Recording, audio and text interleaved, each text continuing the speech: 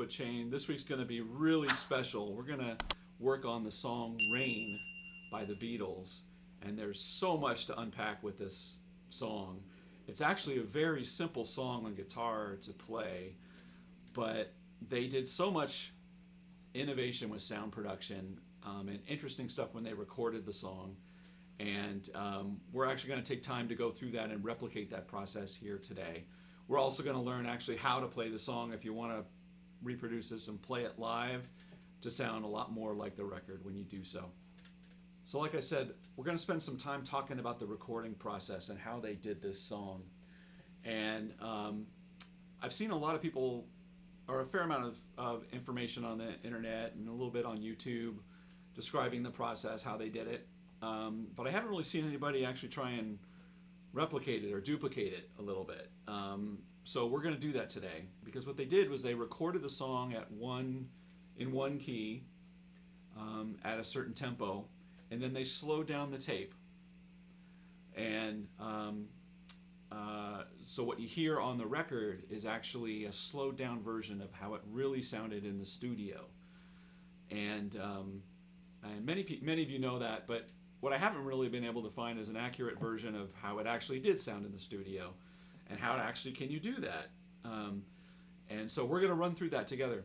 So the first thing is, so what key did they record this in? When you listen to the record, it's vaguely in G. It's a little flat of G. I've seen information that says it's a quarter of a semitone flat of G, whatever that is. But likely the reason that that's the case is when they slow down the tape, it's a knob that they're using. It's a dial to bring that down, and so they brought it down to where they probably thought it was G. Maybe they knew it was a little south of G, and it didn't matter. So they brought the tape speed down. Where there's a little bit of where you're not totally sure is what key did they record it in? They're playing the chords in the A position chords, A, D, and E. And at first, I just thought that, okay, well, they probably recorded it in A, in just normal A 440, and then slowed the tape down a whole step, and that's sort of what you hear. And I tried to replicate that, and from a little more research too, when you slow down the tape, it really affects the sonic characteristics of whatever it is that's on that tape. And one of the things that it really impacts is drums. And sometimes you get an effect that you want, and sometimes you get an effect that you don't. For me, when I was trying to reproduce this, it really made more close sense when I started, instead of an A, I started in A flat or G sharp, and slowed it down a semitone to get you to G. And so that's what we did, or that's what I did. So what I'm going to do here is first allow you to listen to what that sounded like, what that part sounded like in the G sharp / A flat, whatever you want to call it. The drum track that you're hearing on here is actually the isolated drum track from Rain, which is going to ensure that this video gets a copyright violation.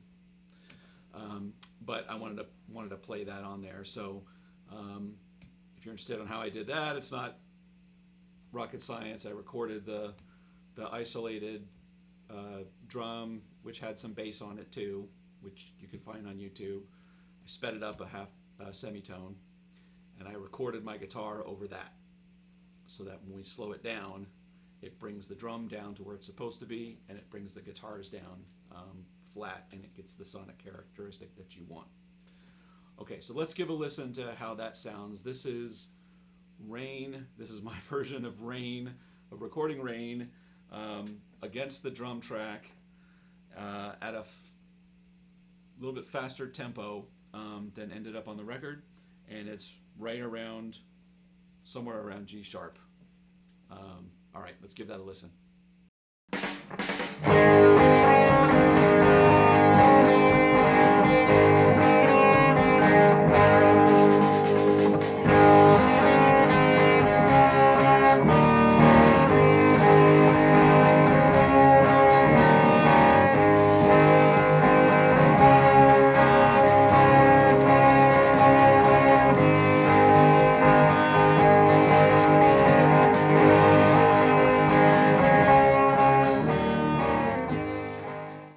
that's how it sounded at, at the up tempo in G sharp. So now when we slow this down, you're going to hear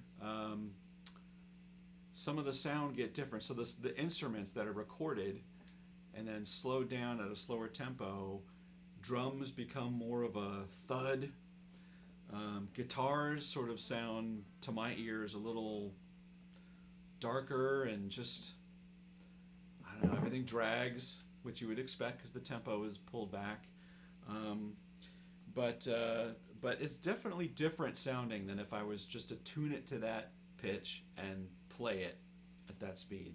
The way the strings are vibrating and everything, it is sonically different, and that's what the Beatles were picking up on when they made that record too.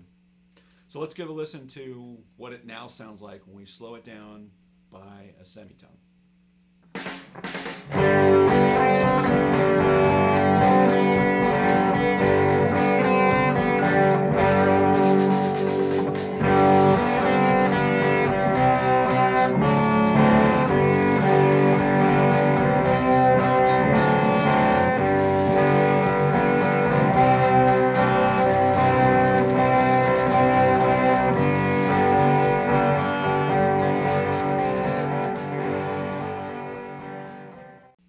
Now the last piece of the puzzle is the bass. So what they didn't do, what I believe they didn't do, the bass that you hear on the record is not a slowed down bass. So I think what they did was they recorded the backing track, which is the guitars, drums. If there was a bass playing when they did their backing track, they wiped it. And so they got their backing track, they slowed it down to where it's in G, or just south of G. And what McCartney did was grab his bass, tuned it to wherever that song now is, vaguely in G, and recorded his bass part over that. So I'm going to replicate that here. Let's listen to, and let's watch me replicate Paul playing bass over the backing track. I'm not a bass player, but I listened to a couple of bits of the bass part. I know the song a little bit. I'm just going to do an approximation of what it is. All you McCartney bass player fans out there will probably yell at me for not playing every little part correct, but I don't care. But I'm just demonstrating. So this is what they did. So Paul would be sitting in the studio. The track would be coming over his headphones, and he'd be sitting down, perhaps on a stool like this, and recording his bass live against this track, and it would go something like this.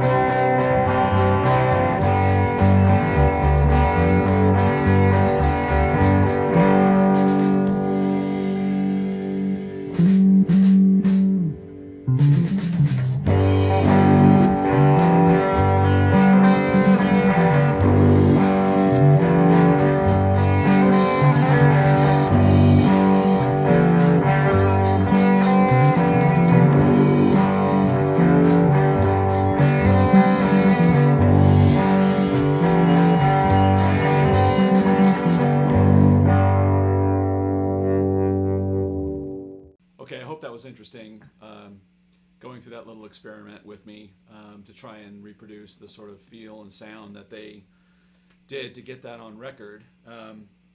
So what happens when you want to play this live and you want to sort of sound more like the record, but you can't do all the things that we did just there.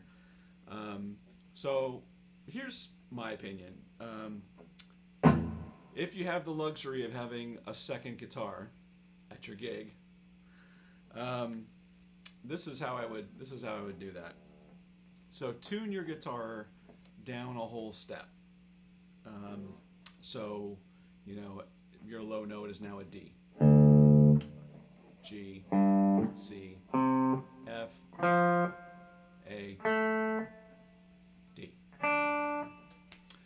And really the best way to do this is to get it down into that tuning, because you want to get it into the chord positions that they played, that John mostly was playing, which is the E, D, or A, D, E shapes, right? And if you can tune down your guitar, or have that other guitar that you can pull up and do a quick switch, then you can get that sound. So there's not a whole lot to it in terms of parts. Once you have this tuned down, the verse sections are A, D, and E shapes. And sort of the trick or the technique that he uses is you want to start on the root note of your chord and just play it from there down, whether you're playing the E, or whether you're playing the A, or the D, or the E.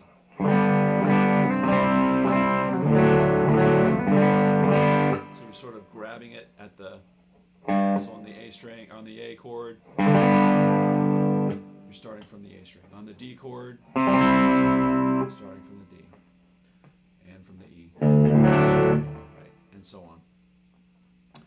So that's really it, and his strumming pattern is pretty easy, and I don't think you need to actually nail it 100%. You just want to get that.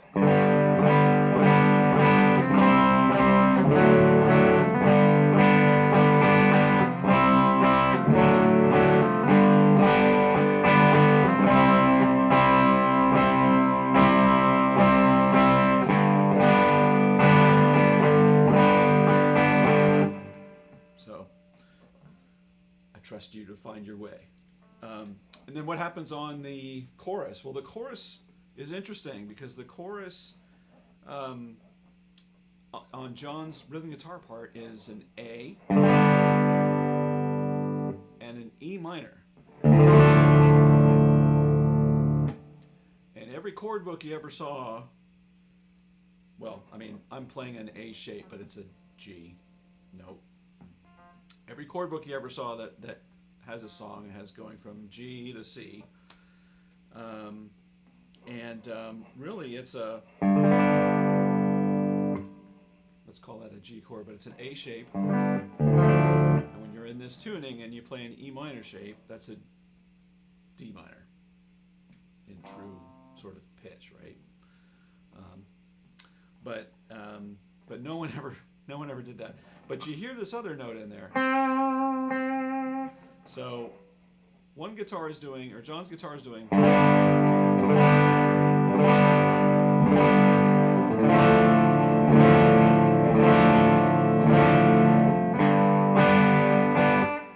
and the second guitar, let's call it George. I don't know if it's George or Paul playing it, but he's hitting this note up here. He may even be playing a D shape. So when you combine the two, which is what you heard on the recording that I did, it gets that sound closer to the record. So here's what I recommend. If it's just one guitar in the band, you do your A, then play an E minor 7.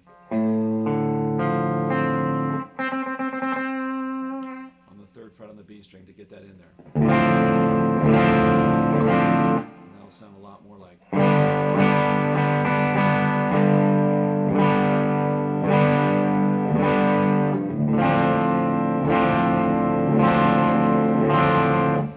drag it all the way up, all the way to your bottom string. That's another sort of technique that just really stands out when you really listen to the guitars on an album. It's a lot of, and it's exaggerated by the tape being slowed down, but it's definitely in there, and it really is a nice touch if you can get that in there. So that's the main part. The only other part, the second guitar, the George or Paul, whoever's doing the lead guitar, he's just playing off of on the G, B, and or the third, second, and first strings, and he's just sort of following along with the chord changes.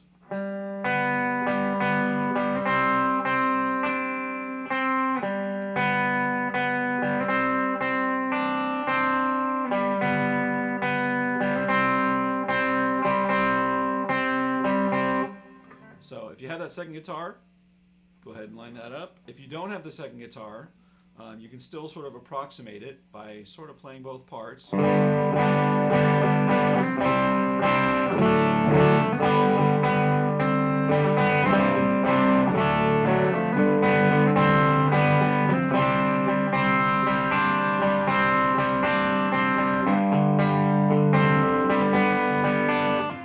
Just sort of picking on those strings once you're building off of your rhythm chords. It's not exact, but it's close.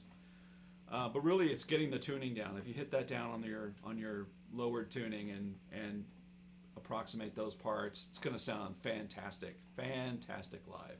And what's really going to hold that together is how good your drummer is and how good your bass player is. If they can really nail those parts, the song is magic when somebody can really reproduce it. So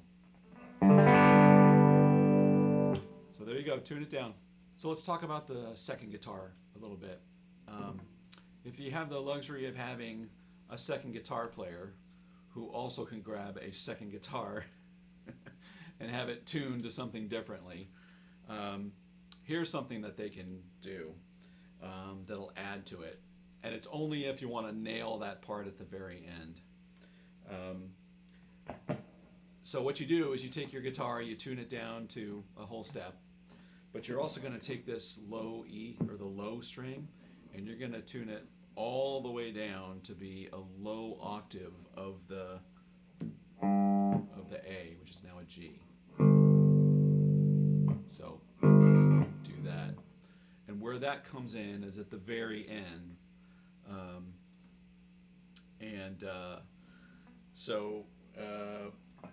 On that Rain outro part, then you can nail that last little part where it comes in and you hear the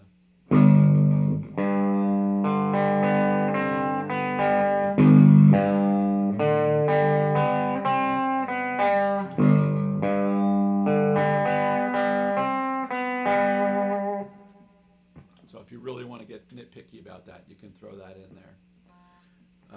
I kept this string as an A because if you're doing that live, you probably want to have the ability to play that A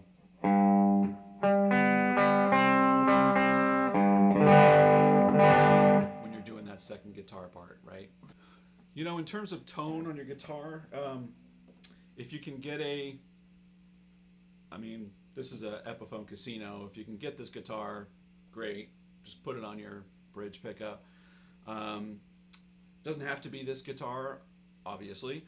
It'll probably sound better, more closer on one of a Gibson or Epiphone-ish type setup. If you're playing a Fender, if you're playing a Strat or a Tele, you want to warm up that sound a little bit because it might be a little too jangly if you're trying to sound like the record. But the Gibsons are sort of more darker in tone, and Epiphone's a little darker in tone, so it'll be a little easier to find that. But you want to be on your bridge pickup, and you want to have a little bit of overdrive, a little bit of dirt on your signal, but not a lot. I mean, I have on my setup here, I've got a TS9 Tube Screamer. Drive is all the way down. It's all the way at the lowest setting, so it's only sort of doing a mid-range boost, really, with maybe a tiny little hair on it kind of thing. But you don't want to get it too dirty.